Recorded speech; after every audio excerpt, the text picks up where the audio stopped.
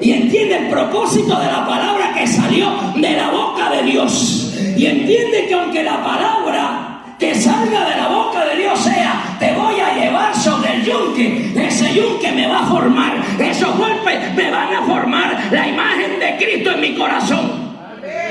A su nombre sea la gloria. Como los falsos maestros que decía Pablo, esto es lo que nos va a pasar si Dios te mete en la casa del herrero. Primero, el fuego hace que el metal pierda la resistencia. Es una resistencia elástica y el metal se deforma. Es por eso que al rojo vivo se pone blando. Eso es lo primero que vas a sentir si Dios te mete en la casa del herrero. El corazón de piedra. Vas a sentir que empieza a estirarse. Aleluya. El corazón, conforme a la carne, empieza a sentir que algo lo está estirando, algo se está rompiendo de la carne dentro de mi corazón. Eso es cuando te meten en el genuino fuego que viene de Dios. Y el metal, lo primero que hace es perder la resistencia. Hay prueba que indudablemente vamos a llegar al punto de fusión. El punto de fusión para un metal es cuando ya no se resiste más y se ablanda. Es por eso que Dios tiene que meternos a veces a punto de fusión. De otra manera no nos hacemos sensibles a Dios. Y Dios permite pruebas, y Dios permite cosas, y Dios permite oposiciones para que nos demos cuenta que sin Él no puedo. Sin Él estoy derrotado. Sin Él estoy perdido. Porque de Dios viene el poder, el favor y la gracia. Lo segundo que va a ver alguien que entra a la casa del herrero es que el fuego hace perder la rigidez del metal. Como la vez que vine a los 12 días convertido y tuve mi primera experiencia con Jesús, y se lo testifiqué un día. Yo no lloraba, se lo aseguro. Me podía pasar lo que sea. No lloraba, era fuerte. Nada. Pero ese día cuando te mete el que hizo el hombre del polvo de la tierra, me dijo: ¿quién eres tú? Tú no eres nada. Y esa primera experiencia que tuve con Jesús, empecé a llorar y llorar y llorar. Estaba ahí Él, real, existe. Yo no hablo de Dios y no estoy convencido que es real. Y estoy aquí porque estoy convencido que es real. Y lo he hablado ante presidentes, entre príncipes, toda la gente que Dios me ha llevado frente a ellos. Y le he dicho: Dios es real. En cierta ocasión tuve al que fue ministro de la Fuerza Armada rusa frente a mí. Ese hombre estaba dirigiendo una misión cuando la guerra, creo que fue en el 88, en Afganistán, donde los soviéticos estaban en Afganistán. Y ese general le dispararon un misil tierra-aire, que es lo que se usan para derribar los helicópteros. Lo conocí aquí en Houston por medio de John Austin, un hombre que fue muy amigo mío en el Señor también. Y ese hombre, cuando recibió el misil en el helicóptero, iba en picada y dijo: ¡Jesucristo! Lo dijo en ruso, pero lo dijo. ¡Jesucristo! Si tú existes, sálvame. Y el único que quedó vivo para hacer la historia fue él. Ese señor fue ministro de la Fuerza Armada Rusa. Le predicó a Boris Yeltsin y a Putin le predicó también cuando Putin era jefe de toda la seguridad e inteligencia de Rusia. Y ese señor, sentado frente a Putin, y como hay tanto respeto entre esa élite, sabían que él no estaba mintiendo. Y le dijo: Jesucristo existe. Delante de los dos, de Boris Yeltsin y de Putin. A los dos se lo dijo. Pasó esto y esto. Y Boris Yeltsin aceptó al Señor ese día. Y él oró por Boris Yeltsin. Y en esa reunión le dijo: quiero que me des permiso para llevar 1 millón de Biblias al ejército ruso. Ahí está. Y ese señor repartió una Biblia a cada soldado ruso en aquella época. Y Dios me permitió estar frente a esa gente simplemente para decir entre él y yo: Jesucristo existe, Jesucristo es real, Jesucristo vive, Jesucristo se levantó de entre los muertos. A su nombre sea la gloria, a su nombre sea la gloria. Hay una expansión térmica dentro del metal cuando está al rojo vivo. Y vas a experimentar que un corazón de carne sensible se está formando dentro de ti. Alguien me dijo una vez: la prueba o te quema o te edifica. El hombre natural, la carne, sabe que los que están metidos en procesos molestos, porque estoy seguro que todos esos elementos químicos que hay dentro del metal no se esperaban esa temperatura. Como a veces nosotros no esperamos una prueba y a veces las pruebas llegan en el momento. Y uno nunca sabe cuándo llega y cuándo van a llegar. Como aquella gran prueba de David en Siclá. Cuando regresó habían quemado la aldea y Dios no se lo dijo. Hay pruebas que Dios no te va a decir. Y hay etapas en el yunque que no te van a decir nada. Y no te dice nada porque Él espera que ya lo que has aprendido lo ponga en práctica.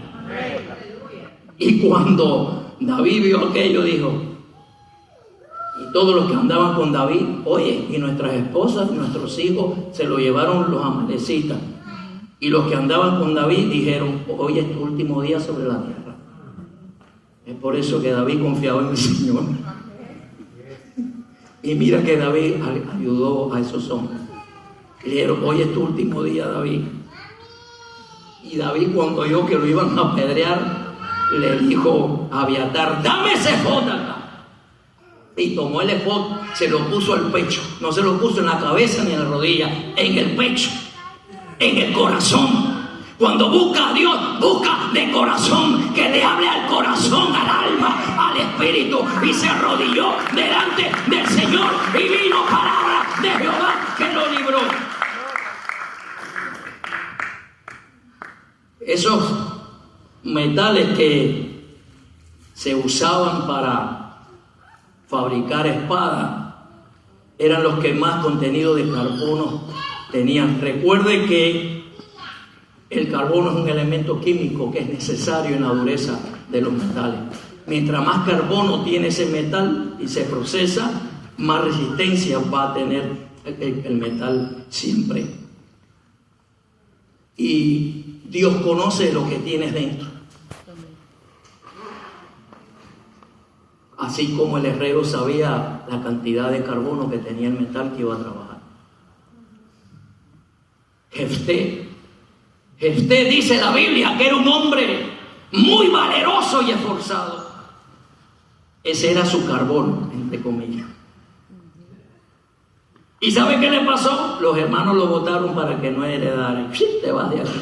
Y se fue para tierra de Tob, allá, con gente que era mercenaria. Y dirigió una banda de ociosos. Pero a él le quedaba eso adentro, el temor del Señor. Y él nunca imaginó y él nunca pensaba por qué lo lanzaron para allá. Era el horno de fuego para Jefté. Pero Dios sabía que él era esforzado y valeroso. Dios sabía que David era valiente. Dios sabía que David era prudente de palabra. Y Dios sabe quién eres. Y Dios conoce tus talentos. Y Dios conoce tu virtud, y Dios conoce tu calidad, y Dios conoce eso que hay adentro de ti. La prueba que estás pasando es porque eso que hay dentro de ti que le agrada al Señor lo va a perfeccionar y te va a sacar de allí como un instrumento poderoso para gloria de su nombre. Dios sabe el contenido de valor que tú tienes. Dios sabe el contenido de justicia que usted porta. Recuerde siempre, el carbono es un elemento químico que está dentro del metal, que es el que garantiza la dureza en el metal. Pero cuando se calienta el metal, el carbono se estira dentro de la estructura atómica del metal. Los enlaces, pues estamos ya en la física, porque los enlaces de carbono, en el momento que el metal se mete en el fuego, estiran, ¿ves? Y comienza a soltar impurezas, toda esa estructura interna atómica del metal. Luego que se coloca, que se saca de la hornaza rojo vivo y se pone sobre el yunque y se empieza a golpear, ¿sabe qué es lo que ocurre físicamente? Los enlaces de carbono ya limpios comienzan a buscarse uno a uno. Recuerda el valle de sombra de muerte. Los huesos con el fuego, ¿cómo estaban? Dispersados. Pero cuando comenzó a soplar el Espíritu de Dios, los huesos comenzaron a buscarse. El hueso de X estaba lejos el hueso de Juancito. Y digo, no, los huesos de Juancito con los de Juancito.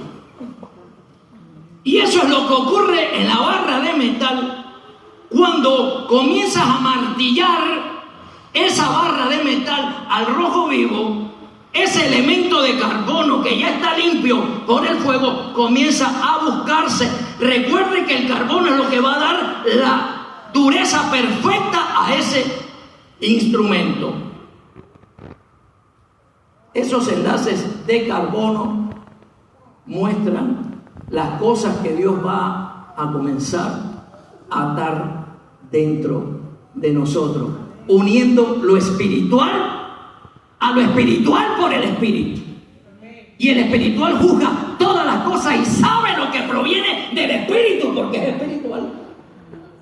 Luego viene el choque térmico, que es vital para el metal o el instrumento que se está elaborando.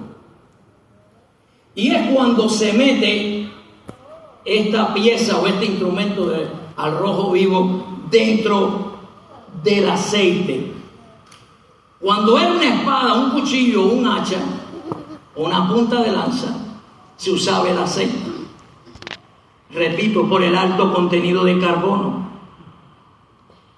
Prefería el herrero estos metales. Entonces, si metía la espada en agua, se fisuraba, se dañaba el metal. Entonces, lo metían en aceite.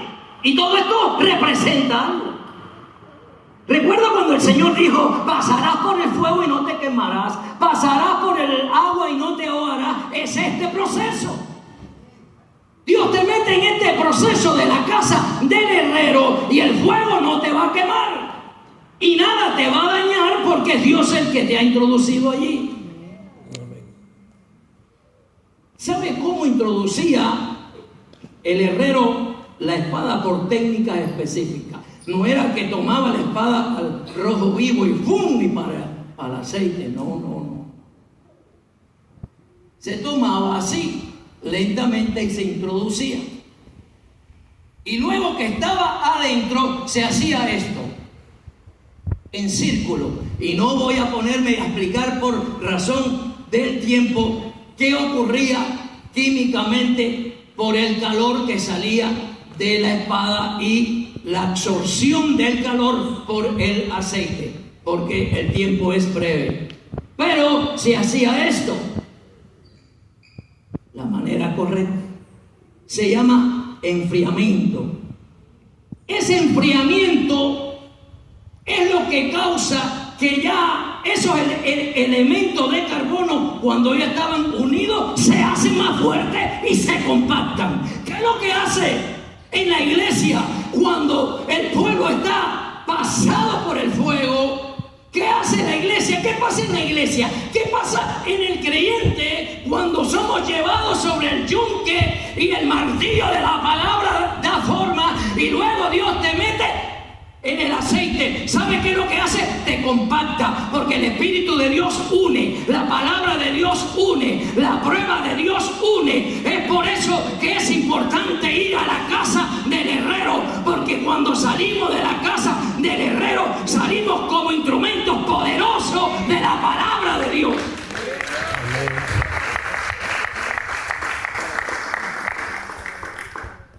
Aquel herrero, cuando sumergía la espada en el aceite, ¿sabe qué es lo que hacía? Esto.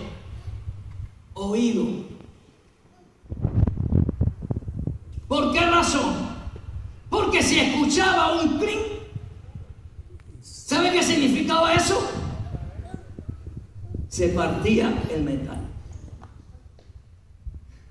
Y todo esto tiene una enseñanza en Dios. ¿Ha estado usted en eventos poderosos del Espíritu y de momento ve que hay un enfriamiento? Y dice, ¿qué me está pasando si yo ayer estaba arriba y ahora mira dónde estoy? Es lo mismo que le pasa al instrumento que lo sacan de la hornaza, está el rojo vivo sobre el yunque y lo sumergen. Eso se llama enfriamiento de momento. Y ese tiempo donde aparentemente tú te preguntas, ¿y dónde está Dios? Ahí está el proceso del enfriamiento. ¿Y qué es lo que representa esto? Esa compactación dentro de nosotros de lo que Dios ha declarado a nuestra vida, donde coyuntura con coyuntura, hueso con hueso, ligamento con ligamento, palabra con palabra, promesa con promesa, revelación con revelación, comienza a formar ese temple de fe dentro de nosotros, esa llenura poderosa de la palabra dentro de nosotros, dando Dios la forma que Él quiere dar dentro de nosotros. Hechos capítulo 19 revela aparentes espadas de Dios, aparentes instrumentos de Dios, que el día que tenían que demostrar que venían de casa del herrero, parece que fueron hechos de material equivocado. En Hechos capítulo 19, en el verso 13, le llama los instrumentos ambulantes. Hoy día hay muchos, aparecen por millares, ministros ambulantes. Cualquiera aprende 4 o 5 libros y ya empieza. Yo soy el pastor fulano, yo soy el apóstol fulano. Mire, le voy a contar una historia que narra la Escritura y está en Hechos 19. El tiempo va a decir si de verdad vengo de Dios o no vengo de Dios. Y hubo un grupo de 7 que eran instrumentos ambulantes que le llegó el día de la prueba. Dice el verso 14 que estos 7 hombres eran hijos del jefe de los sacerdotes. Sabían escritura, sabían Biblia, pero mira lo que hicieron. Se les apareció Satanás. ¿Qué vamos a ver? El día que se les aparezca, yo voy a ver si tú de verdad eres de Dios. Y le hace pasar a aquel hombre, a aquella muchacha esbelta enfrente, y se derrite su corazón. Yo voy a ver si de verdad tú vienes de arriba de verdad. Y a David le hizo pasar a Betsabé. Se derritió el hombre. Todavía tienes que estar David en el fuego. Y aquí hay un grupo de 7 ambulantes que conocían escritura. Y dice la Biblia que empezaron a conjurar por Jesús, el que predica Pablo, y el espíritu malo le da un mensaje. Y el diablo le dice: ¿de dónde salieron ustedes? Está en la Biblia. ¿Ustedes quiénes son? No, que yo soy el hijo del jefe de los sacerdotes y la escritura dice. Y le repite el diablo, ¿de dónde saliste tú? No, que yo conjuro por el Pablo, por Jesús, el Dios que predica Pablo. Y le repite el diablo, ¿de dónde saliste? ¿Quién eres tú? Porque no te conozco. Y hablaban de Dios y el diablo no lo conocía. Esto es una profundidad en el espíritu. Pero respondiendo el espíritu malo le dijo, a Jesús conozco y sé quién es Pablo, los más buscados por el diablo. Yo quiero estar en la lista de los más buscados por el diablo, se lo aseguro. Estos hombres querían estar en la lista de los más usados. Hay personas, Señor, llévame como fulano. No. Pablo era un hombre que el diablo lo buscaba porque el propio espíritu maligno dice, a Pablo conozco. Y como lo conozco, ando atrás de él. Por eso ese hombre tenía tantas pruebas, tantos problemas, pero él siempre decía, pero doy gracias a Dios porque me libró. Yo no quiero ser el más usado, sino el más buscado por el diablo. Que me conozca el infierno, como al apóstol San Pablo. Si el diablo me anda buscando, es porque algo le ha pasado conmigo. Cuando el diablo buscaba a Pablo y conocía a Pablo, era porque algo sabía de Pablo. Pero esos charlatanes le dijo, ¿de dónde salieron ustedes? No me interesa tu gritería, ni tu bulla, ni que brinques, ni que me cites Biblia. ¿De dónde saliste? Porque a ti no te conozco. Conocidos por el diablo. Si el diablo te conoce es porque de verdad estás pegándole duro. Y se lanzó contra él. ¿Y sabe qué es lo que hicieron? A correr todo el mundo. A correr todo el mundo. A correr. No quedó ni uno allá. Pero cuando se lanzaba contra Pablo, el frenón que metía el diablo era grande. Así hace el diablo y todo su ejército cuando están hombres y mujeres que salen de la casa del herrero, pasados por fuego, pasados sobre el yunque, esa gente que Dios ha probado, a esos el diablo se frena. Dice, no puedo llegar a ellos. ¿Quiere ser uno de los más buscados por el diablo? Vete a la casa del herrero y cuando salgas de ahí verás, pero verás cómo él corre delante de ti, porque contigo estará el Todopoderoso, el que vive y reina para siempre. ¿Quieres ser como Pablo? ¿Quieres ser como Pedro? ¿Quieres ser como Juan? Vete a la casa del herrero. ¿Quieres ser realmente instrumento poderoso en las manos de Dios? Vete a la casa del herrero. ¿Quieres ser una espada de Dios en el espíritu? Vete a la casa del herrero. El mundo odia y no quiere que se levanten hombres pasados por casa del herrero. Los falsos maestros, predicadores ambulantes, odian y rechazan aquellos que vienen del horno, del yunque y del crisol, porque saben que los desmenuzan, porque saben que los exponen, porque es la palabra de Dios. Por eso los que no venían de la casa del herrero en los Corintios se levantaron contra Pablo, porque Pablo sí venía de ese proceso legítimo de Dios. Pero si Dios está contigo, ¿quién en contra tuya? Ni el diablo, ni el principado, ni el infierno, ni nada que se levante podrá contra ti, porque contigo está Jehová, Dios poderoso, el Dios eterno, el Dios fiel, el Dios que vive. El diablo no quiere que la iglesia entre y salga de la casa del herrero. Es por eso que hay tantas doctrinas del evangelio cómodo. Hacerte rico, vive sabroso, lo único que tienes que orar, no dar, no ores, no ayunes. Ese es el evangelio que quiere el diablo.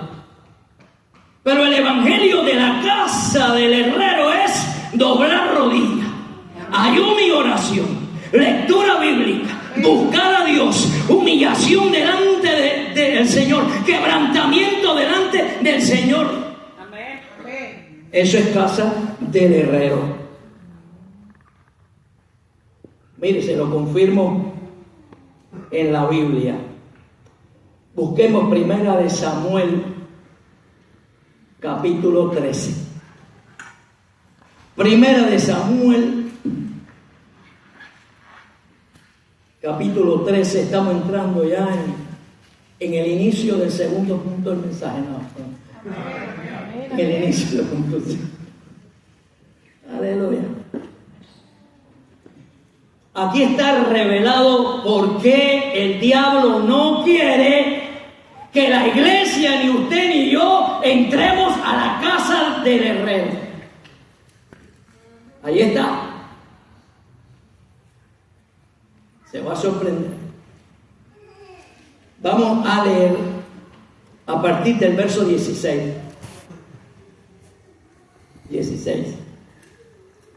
Saúl, pues, y Jonathan su hijo, y el pueblo que con ellos se hallaba, se quedaron en Gabá de Benjamín, pero los filisteos habían acampado en Micpa, y salieron merodeadores del campamento de los filisteos en 3 escuadrones. Un escuadrón marchaba por el camino de Ofra, hacia la tierra de Sual. Otro escuadrón marchaba hacia Bet-Orón. Y el tercer escuadrón marchaba hacia la región que mira al valle de Seboín, hacia el desierto. Verso 19. Y en toda la tierra de Israel no se hallaba guerrero o herrero. Herrero. Este detalle Dios sacudió mi espíritu. Y es por eso que el pueblo de Israel y los guerreros bajo la dirección de Saúl temblaba. Y la causa no tenía herreros.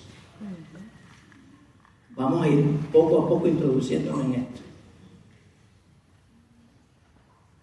Porque los filisteos habían dicho para que los hebreos no hagan espadas o lanzas. Es por eso que el diablo y los enemigos de la fe no quieren que la iglesia entre a la casa del herrero, donde salen los instrumentos poderosos del Espíritu. Y es por eso que los filisteos no permitían que en Israel existiesen herreros, porque los herreros eran los que iban a preparar las armas. Mire lo que continúa diciendo la Escritura. Por lo cual, todos los de Israel tenían que descender a los filisteos para afilar cada uno la reja de su arado, su azadón, su hacha o su hoz. Los filisteos sí tenían herreros. Y mira cómo Israel bajo Saúl estaba subordinado a las migajas que los filisteos le daban.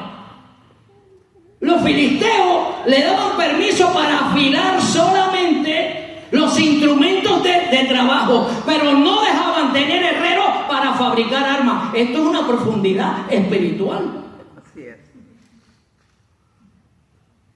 Es lo que quiere Satanás, que la iglesia siga escuchando mensajes cómodos y fáciles que te alumbran y te pintan un castillo de oro como Salomón, y no enseñarle que Dios, aunque te lleve a la casa del herrero y seas sometido por un poco de tiempo en aflicciones, como dijo Pedro, cuando salgas de ahí saldrá tu fe más poderosa y más brillante que el oro, y saldrá tu vida con una dimensión de fe profunda para vencer al mundo, porque es la fe precisamente lo que vence al mundo. Por eso los entretiene con el evangelio cómodo y fácil. Y los filisteos lo sabían. Mientras no tengan herrero, lo tenemos en nuestras manos. Luego dice, y el precio era un pin por las rejas de abajo y por los asadones, y la tercera parte de un siclo por afilar las hachas y por componer las aguijadas. Así aconteció que en el día de la batalla,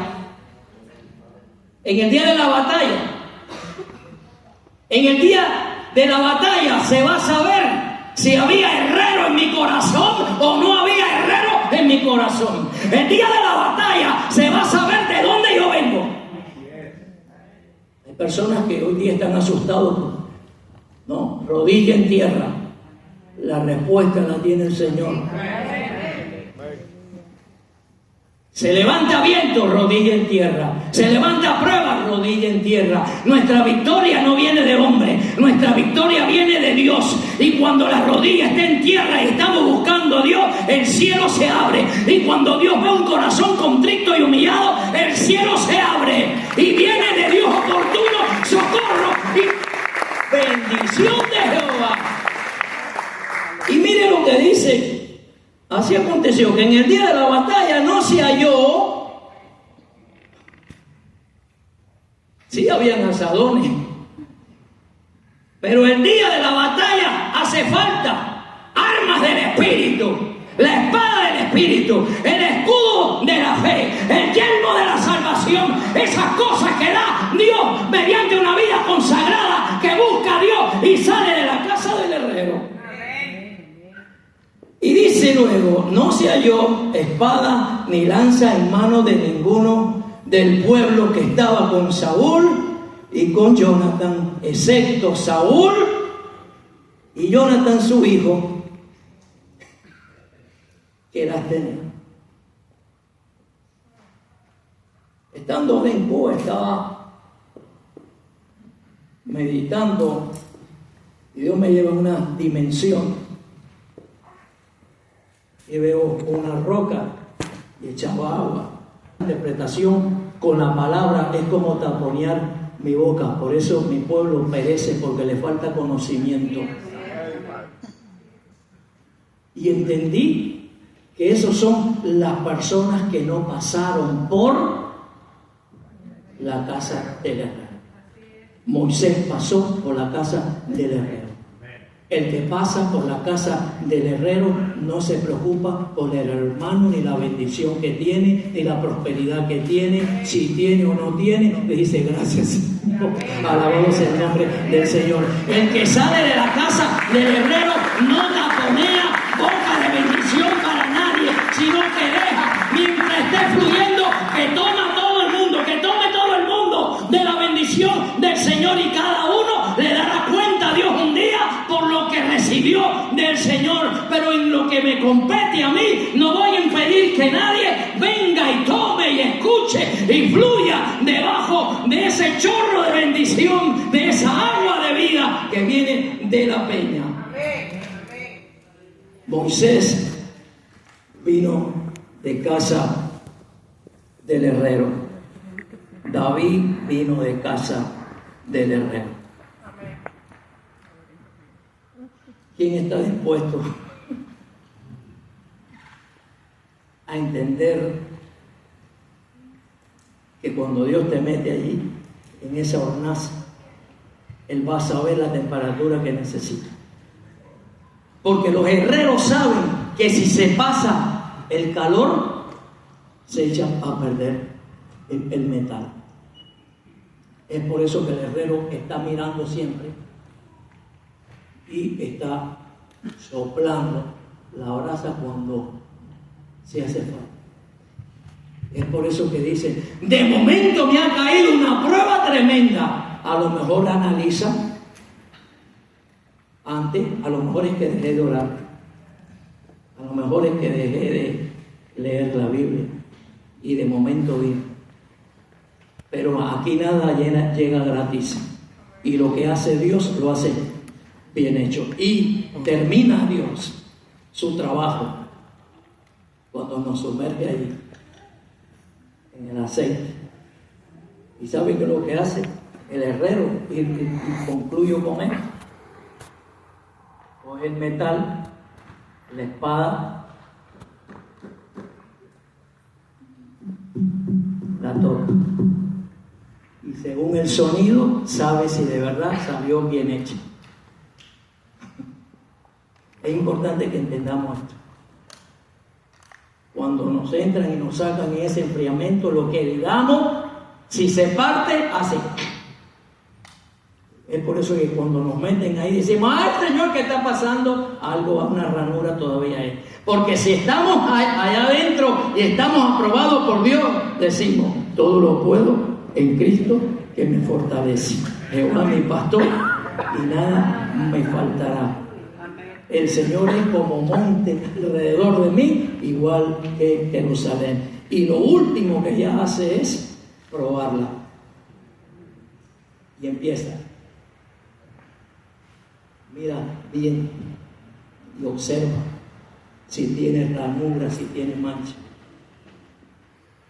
Dios, antes de lanzarte al campo de batalla, te tiene que hacer todo eso. Y antes de soltarte a la mano de un guerrero, Él está listo. Dios no hace ministros probetas, ni de licuado.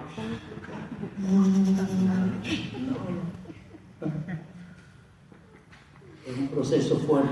A veces toma años, donde Dios te pasa, donde Dios te prueba. Todo tiene su tiempo. Pero da gracias al Señor porque hoy puedes ver que estás en pie. Puedes dar gracias al Señor porque hoy estás aquí en la casa del Señor y no estás en el lugar equivocado.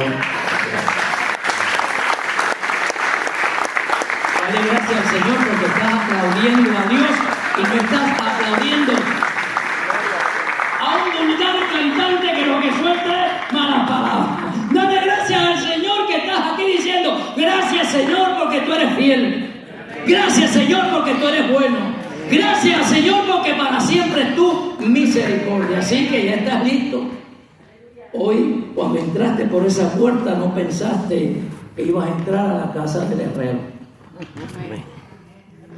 Y hoy vas a salir por esa puerta con la visión de la casa del herrero.